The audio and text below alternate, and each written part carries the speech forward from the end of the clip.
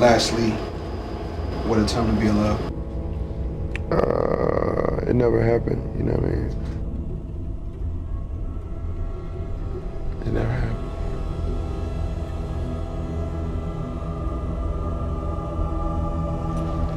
It never happened.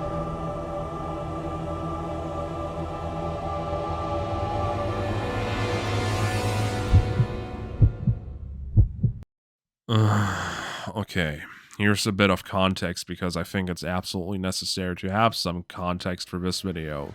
A few months ago, I made a video called Payday Free Beta. It's like Payday 2 but better. First of all, I never said in that video that it was better than Payday 2, which is good because after looking back at the title off the video and the thumbnail, I decided to do the biggest 180 on the planet and decided to just change the name off the video title and the thumbnail because looking back at it now, Payday Free is nowhere near a better game than Payday 2.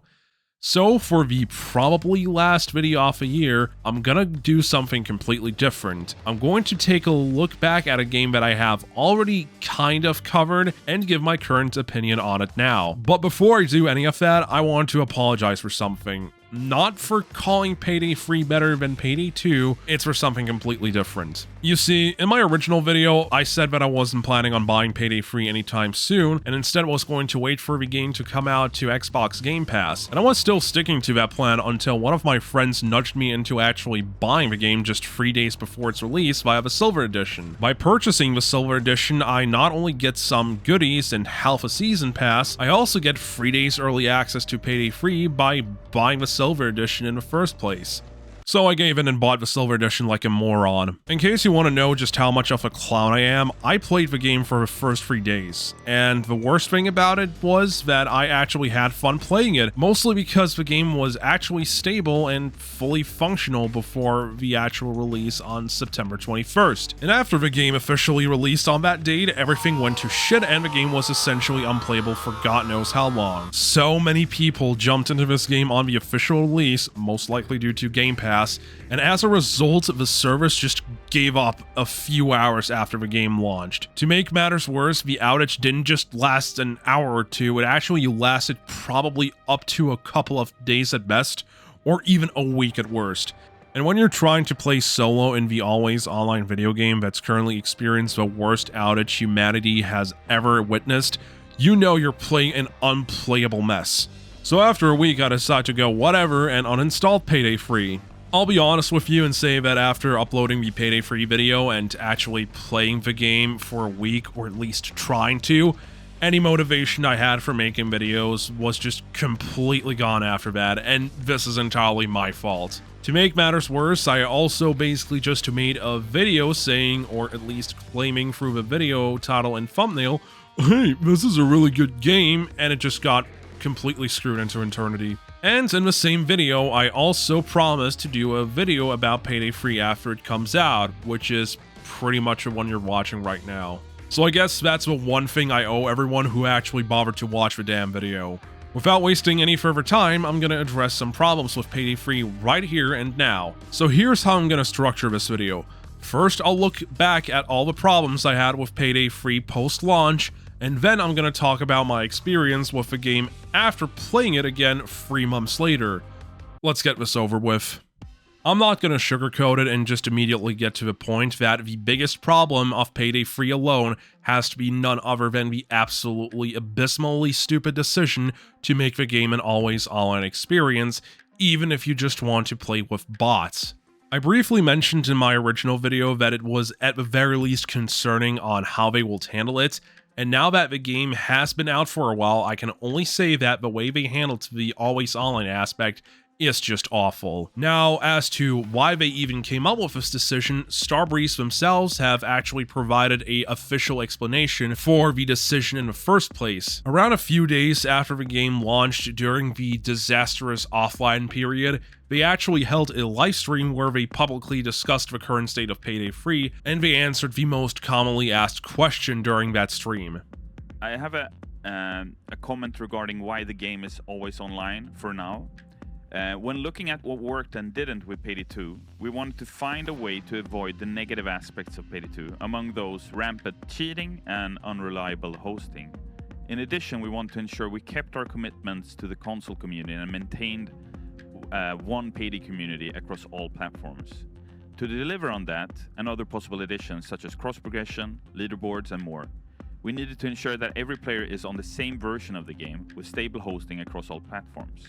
And neutral hosting outside of the platforms would solve that.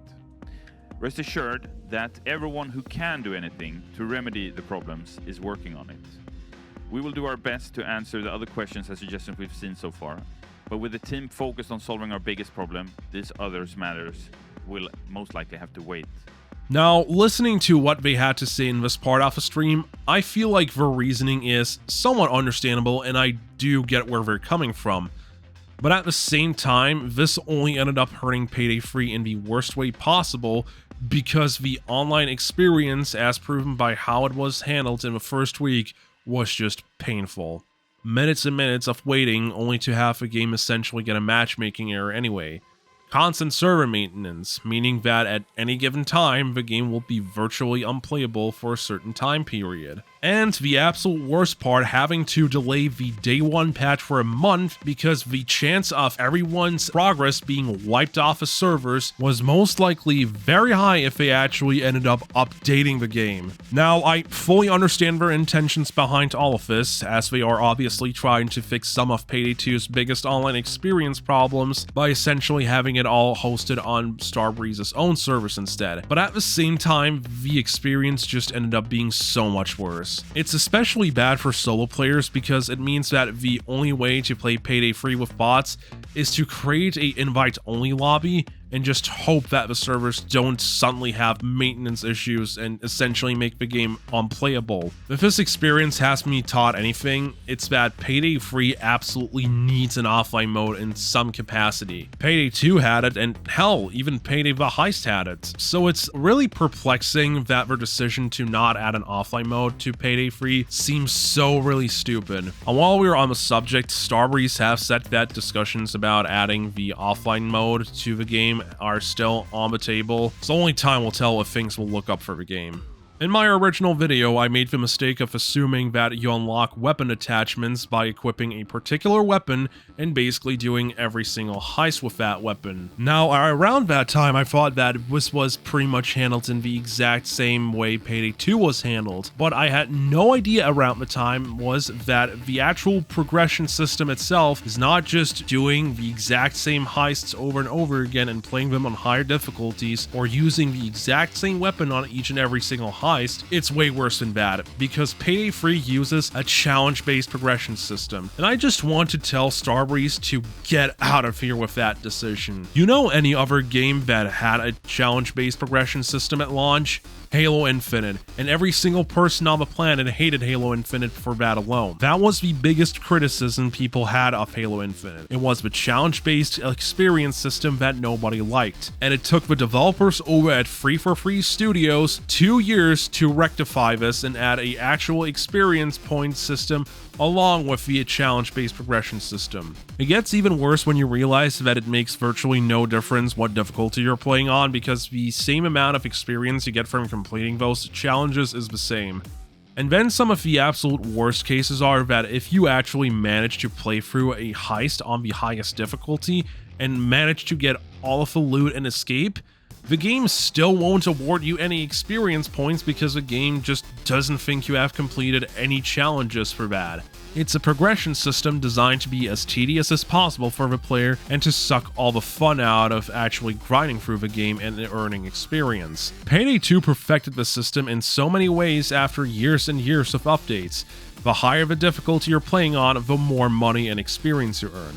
In Payday 3, you only get slightly more money if you play on a higher difficulty, which is great, but all the progression itself is tied to challenge completion. It's tedious and just isn't fun. If they at the very least added a way to earn experience points as a bonus for completing a heist, I won't have that much of an issue, but until this gets changed, progress just isn't fun. Some of you may be shocked to believe me when I say this, but these were some of my 2 biggest issues that I primarily wanted to discuss within Payday 3. So instead of leaving it like that just as is, I'm going to go over all the other issues that plague the game in some way without making all my points too short. I don't like the way you earn C-stacks in this game. What doesn't help is that when you buy C-stacks, it makes the actual price of buying them more expensive every single time. I'm not really a big fan of that. Another thing that doesn't help is that I'm not a big fan of having to pay a bunch of C-stacks for things like weapon mods later in the game, which makes grinding for the perfect weapon even more tedious. This one seems like a nitpick, but I'm not a really big fan of how the game's user interface looks like. It looks like the most generic thing of all time. Made me almost think I accidentally purchased the latest Call of Duty entry in the franchise, and this is what that game's user interface looked like. Side note, I said that just now, and actually looking up the Modern Warfare 2 user interface, it literally just looks exactly that, so good job on that, Starbreeze. Oh, no! The game's optimization feels really mixed on PC. For the most part, the game runs smoothly, which is great, but I think it's weird that this Unreal Engine 4 game is still running under 100 FPS on a 3070 Ti. Also, on another side note, when I got into the tutorial missions and saw how extremely fluid the frame rate was under these, I was actually very excited that the game felt much more optimized since I did bring this issue up in my beta video. But then when I started playing one of the actual heists and the frame rate plummeted to like above 60 FPS at best, my disappointment was just immeasurable. And don't even get me started on the infamous shader compilation stutter that has been a problem with so many Unreal Engine 4 games, including one of my favorite games off a year. It's just plain obnoxiously bad. Other than that, Payday 3 itself is not that much off a terrible game in my eyes. I like the gameplay for the most part, and I enjoyed stealthing heists when I was actually successful at it. The new skill line system is pretty okay, and the soundtrack composed by Gustavo Coutinho is also really good, even if I don't think that some of the tracks are currently as memorable as the ones he composed for Payday 2 right now. But that's totally fine because we're slowly but surely growing on me. Now, by the time I finished this portion of the video, Payday 3 has been re-downloaded onto my computer, and now I'm simply just gonna start it up and see what has been changed in the meantime. Okay, so I just played a little bit of Payday 3 after not playing it for several months straight, and here's what I currently think of the game right now. Let's start addressing the issues first. All the different issues that I just mentioned are still very much present, specifically with C-stacks, optimization, and the game interface, so nothing has really changed. As far as progression goes, there's now a system that displays recommended challenges that the player should complete in order to get some small amount of infamy point rewards for completing heists, which is a cute addition, but it's still unfortunately not the thing that fixes the game's progression system in my eyes. Starbreeze really needs to implement a proper way to get bonus experience points because the current progression system is not fun in my eyes. Finally, I have to say that the matchmaking system has gotten a lot better. I'm having less problems with matchmaking bugs than I did when the game officially launched, and it's good that the game is getting some maintenance time to prevent situations like this from happening again. But at the same time, I feel like the game desperately needs an offline mode, because if I suddenly have an internet outage and I can't play the game I bought, that's going to cause a lot of big problems. Again, very happy that the developers are open about the possibility of adding an offline mode to the game, because I really hope that this goes through and we'll eventually see an offline mode in a later update. Leaving the issues aside, we actually got 3 new heists as I'm working on this video. 2 of them are remastered ones from Payday 2, which were added for free, and the other one is a completely brand new heist original to Payday 3 that is paid DLC. I'm going to skip the old heists because I feel like while it's interesting to see how the mechanics from Payday 3 have translated over to these Payday 2 maps, I feel like it's better to just leave that aside and focus on the newest heist, Syntax syntax error. I do want to quickly mention though, it is great that they are adding at least free content to the game instead of making every single piece of content completely paid, because I feel like if everything is paid for Payday free, that will be just the ultimate death sentence. I played through a little bit of syntax error, and in terms of optimizations, it's the one map I had the least amount of issues with. Probably because it's a heist that mostly takes place indoors. The heist itself is also pretty okay for the most part. I do have some few issues with it. I found the keycard placement to be really annoying, and just going through the entire map to just find that one specific keycard was just so obnoxious. And I found the drone enemies to be a little bit annoying, but you know, that's how it is in Payday. A lot of enemies in this game were annoying. But ignoring all of that, the heist itself is pretty good. But by far the biggest issue with the syntax error DLC heist is the price, which is currently $10. For that very same price, you could buy Payday 2's Crude Awakening DLC bundle, which is comprised of a heist, a weapon pack, a tailor pack, and a music EP, which also has its own in-game rewards and consists of 14 tracks that you can listen to. While we're also on the topic of DLC bundles, the syntax error DLC bundle pack, which consists of a heist, the weapon pack, and the tailor pack, costs $18. That's almost twice the amount you're required to pay for the Crude Awakening DLC bundle for Payday 2. Except in the case of syntax error, that's just for free DLCs, and in the case of Payday 2, that's for 4 DLCs. Now, I totally understand it. It's gotten a lot worse with video game costs and how much they cost to make. I fully understand it, but $18 is a little too much in my eyes, to be honest with you. Now, there's one last positive thing I would like to mention, and that is if you do not own a DLC heist, but one of your friends has one, you can simply get an invite from that friend of yours to join the DLC heist without paying extra for the DLC heist at all. I have no complaints about this because it's a very pro-consumer move on their part, and I hope that this continues to be a tradition for every DLC heist in the future. Now, with all of that being said, I have nothing else of value to say about Payday Free anymore. I just played it for a couple of days to see if anything had changed, and so far, mostly everything has kind of stayed the same. So, the only thing that is left is just to conclude this video. But before I do that, I think a change of scenery is necessary.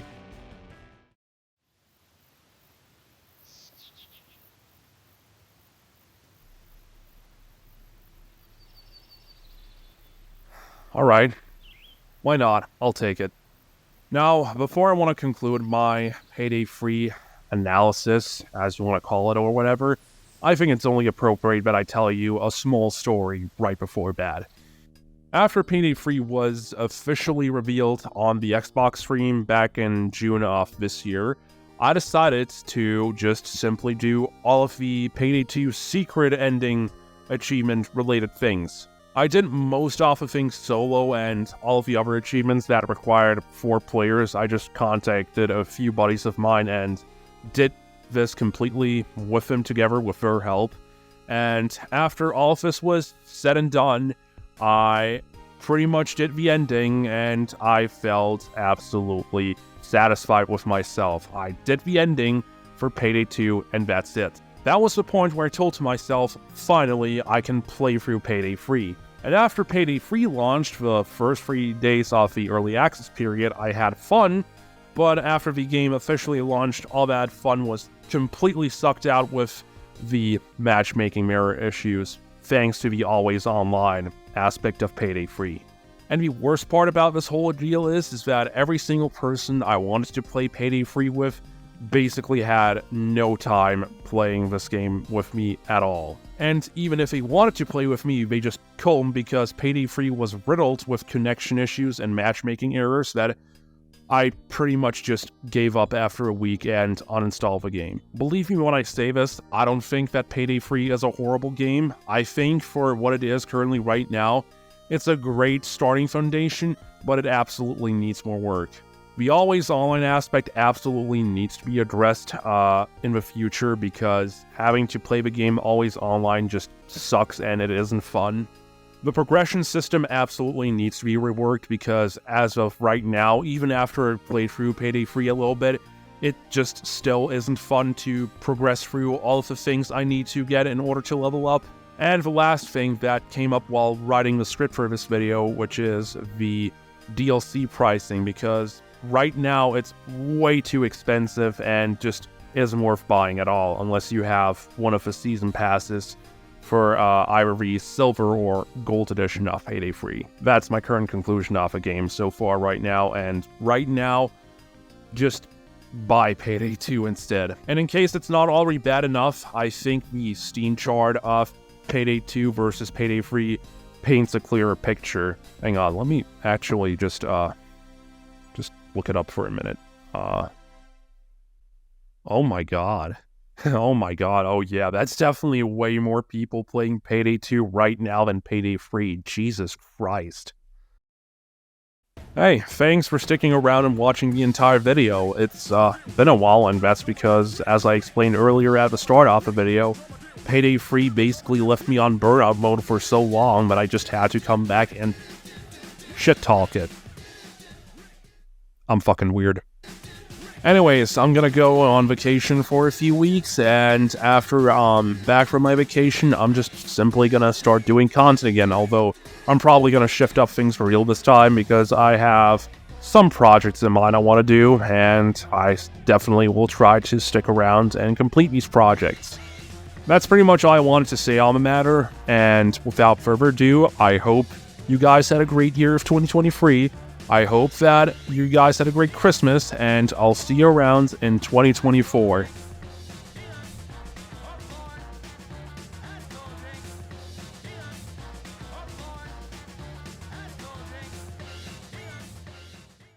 If you ever need a roof over your head or a place to speak in private, feel free to make yourself at home. If you ever need a rough